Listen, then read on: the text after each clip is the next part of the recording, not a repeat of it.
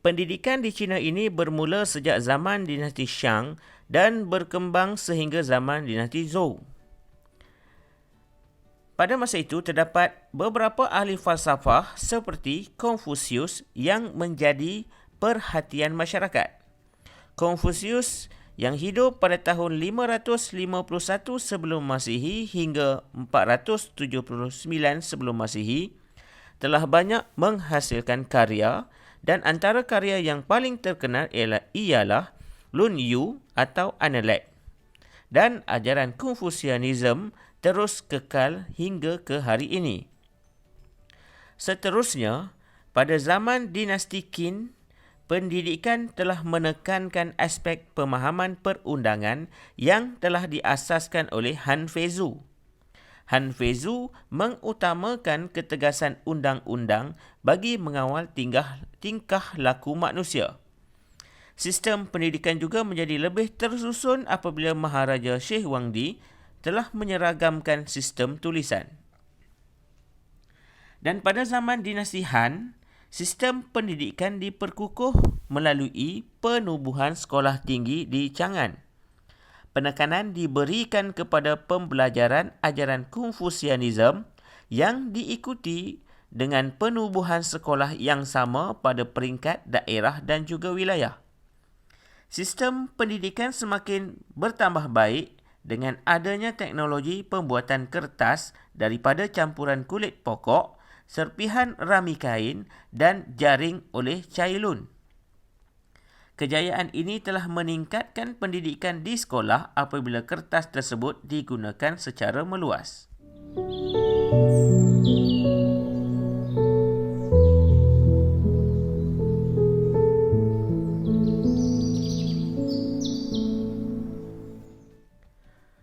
Matlamat sistem pendidikan di China.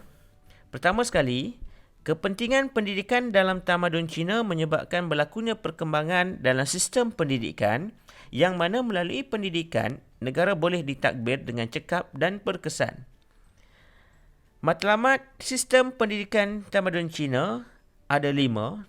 Pertama, memupuk nilai moral dan etika, lulus peperiksaan perkhidmatan awam, mengekalkan ajaran Confucianism, membezakan golongan elit dengan rakyat, dan memilih pegawai kerajaan.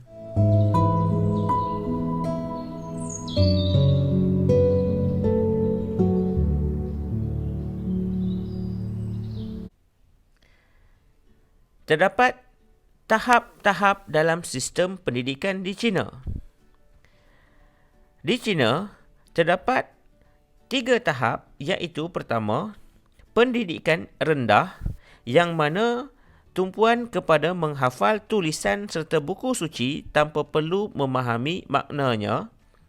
Seterusnya, tahap kedua adalah pendidikan menengah yang menumpukan kepada aspek penulisan karangan dan sajak.